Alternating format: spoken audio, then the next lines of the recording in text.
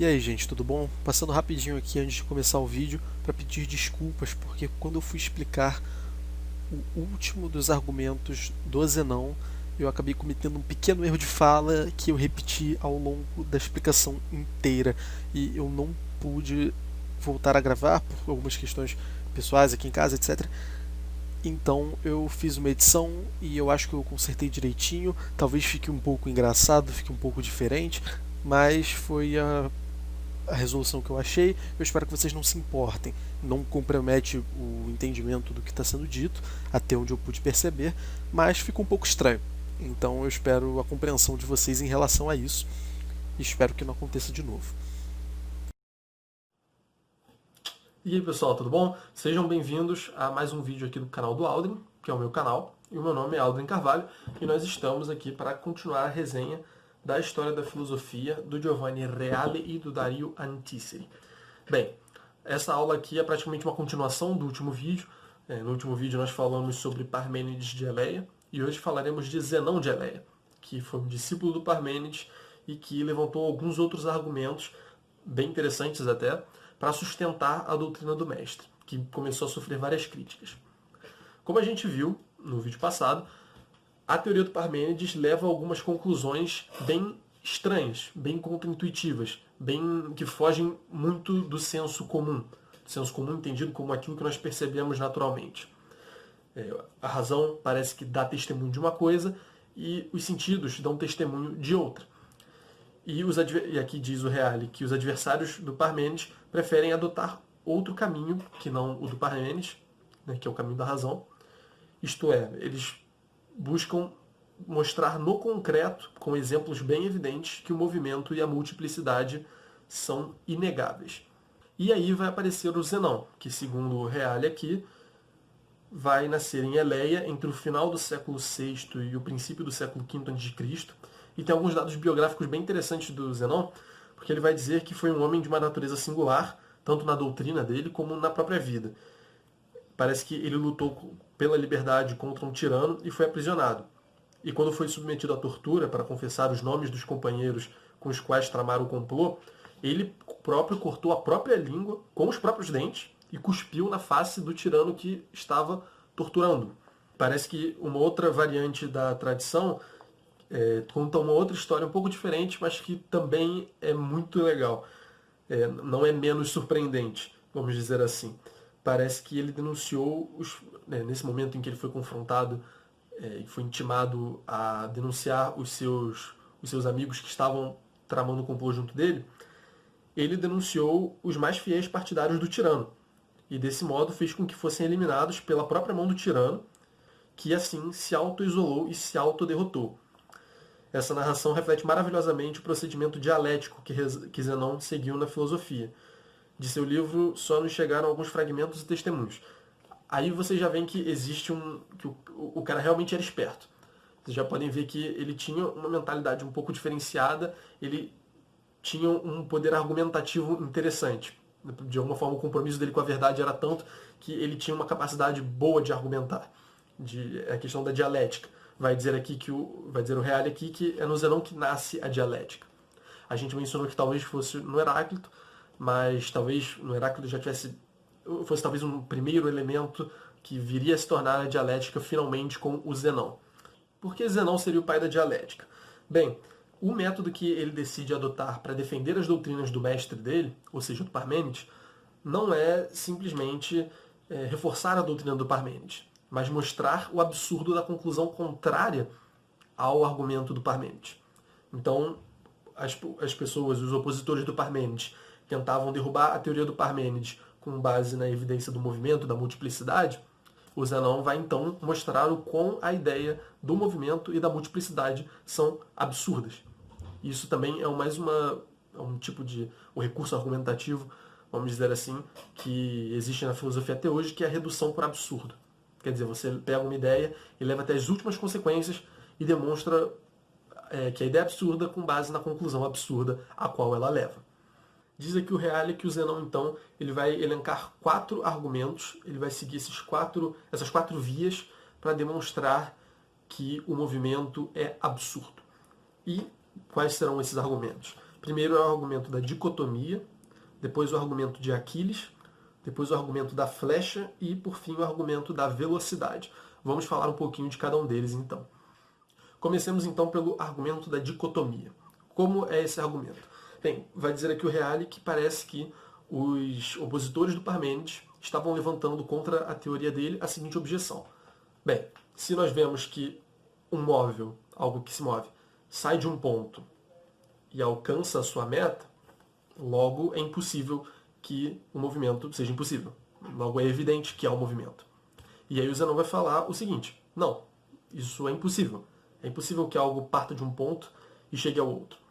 Porque para ele chegar no ponto final do movimento, é necessário que ele atinja a metade desse percurso. E para que ele atinja a metade desse percurso, é necessário que ele atinja a metade da metade desse percurso.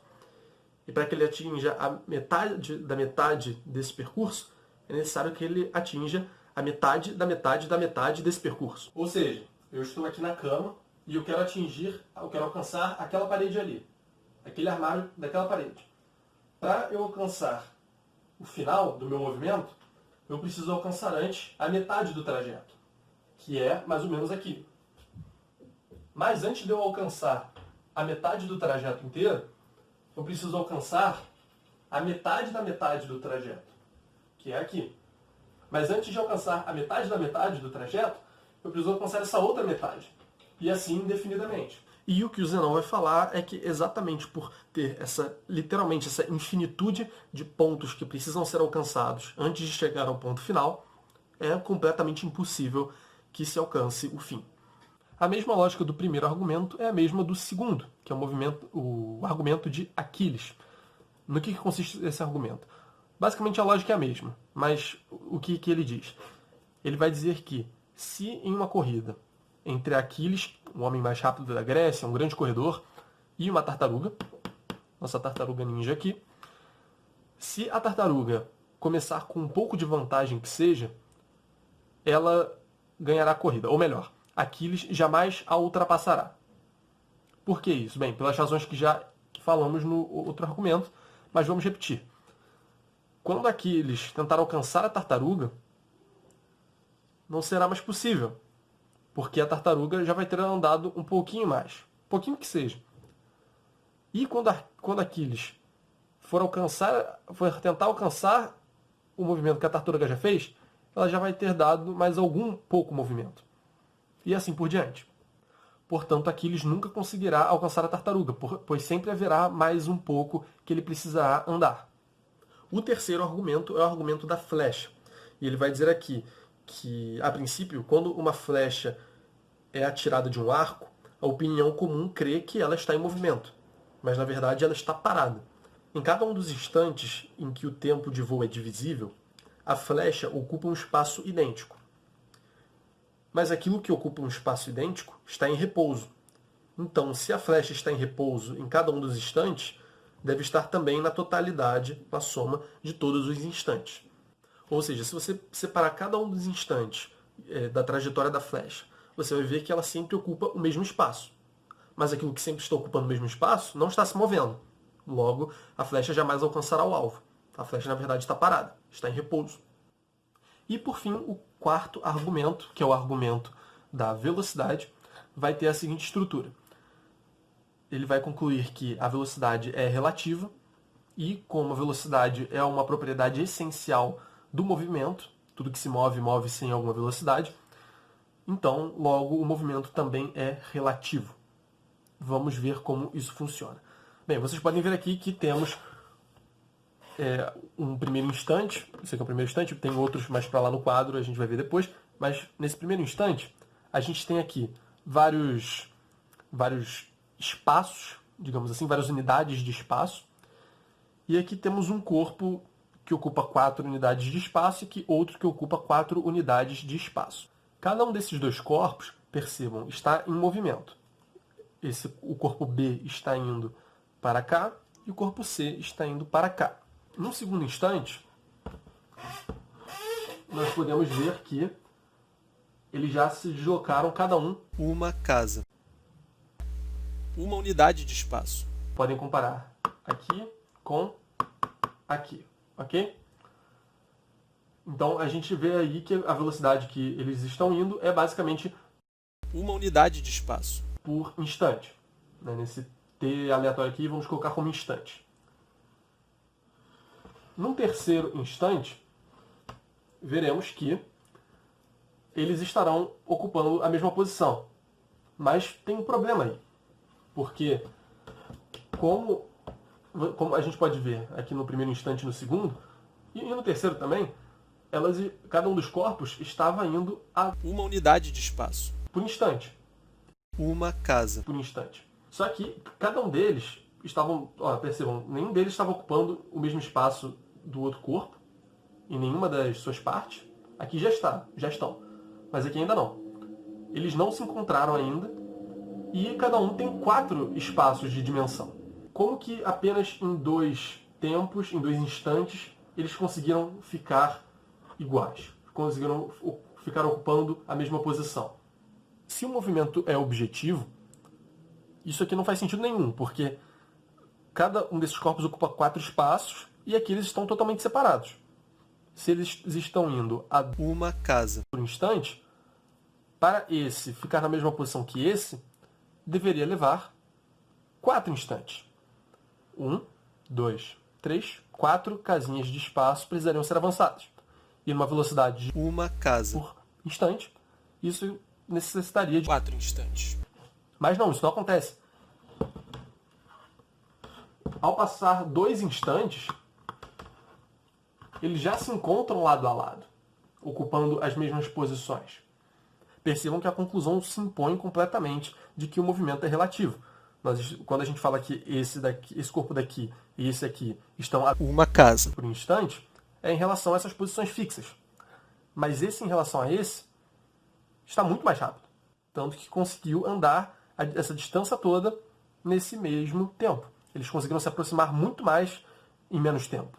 Daí conclui-se que a velocidade é relativa. A gente viu que, de uma certa forma, é possível dizer que os corpos estavam a uma unidade de espaço por instante, mas, por outro lado, era possível também dizer que eles estavam a 2 espaços por instante. Percebam, então, que, de um certo ponto de vista, a velocidade era uma, e de um certo outro ponto de vista, a velocidade era o dobro dessa velocidade. E o movimento era o mesmo. Então, a velocidade é relativa nesse sentido, e, logo, o movimento é também relativo, porque a velocidade é uma propriedade essencial do movimento. Bem, esses foram os argumentos do movimento, contra o movimento, e agora o Reale vai elencar aqui argumentos contra a multiplicidade. São 2 que ele vai elencar. Ele vai dizer que esses argumentos que buscavam atestar a multiplicidade, ao contrário da unidade defendida por Parmênides, procuravam demonstrar que, para haver multiplicidade, deveria haver muitas unidades. Afinal, quando a gente fala de multiplicidade, a gente está falando de uma multiplicidade de unidades. Muitas unidades formam uma multiplicidade. E aí, por todos aqueles motivos do ser que a gente já falou, no último vídeo, é impossível que haja várias unidades. Não dá para... Bom, se há várias, não é uma unidade. Se há várias, já perde o sentido de unidade. E o outro argumento que ele vai dar é bem interessante. Inclusive, ele vai dizer aqui que o outro argumento negava a multiplicidade baseando-se sobre o comportamento contraditório que muitas coisas juntas têm em relação a cada uma delas. Ou seja, às vezes, algumas coisas, se você pega uma das coisas, ela tem um comportamento, e se você pega várias das coisas, elas têm um comportamento totalmente diferente. Vai dar um exemplo ele aqui. Caindo, muitos grãos fazem barulho, ao passo que um só grão, ou parte desse grão, não faz. Contudo, se o testemunho da experiência fosse verdadeiro, tais contradições não poderiam subsistir.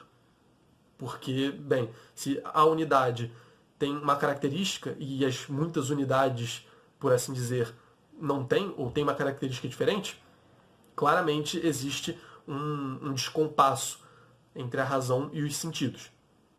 Bem, eu espero que não tenha ficado confuso alguns desses argumentos. Eu passei uma parte considerável da minha vida tentando entender, não que eu tenha gastado anos lendo, tentando entender isso, mas eu li da primeira vez, não sei se entendi, li uma segunda, opa, acho que entendi mais ou menos isso aqui, e li agora e acho que entendi muito melhor. Então, acho que a melhor forma de de entender bem é revisitar constantemente esse conteúdo, porque é muito interessante quando você pega o espírito da coisa, entende do que ele está falando, e é basicamente isso. Não é o tipo de coisa que se entende rápido, fácil, mas eu espero que eu tenha ajudado alguma coisa nesse processo de entendimento desses paradoxos do Zenão, ok?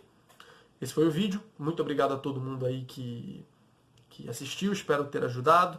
Deixem um like, comentem alguma coisa aí se acharam, críticas, sugestões. Você conhece algum outro paradoxo do Zenão? Existe algum outro? Pode comentar aí, traz pra gente, vamos conversar sobre.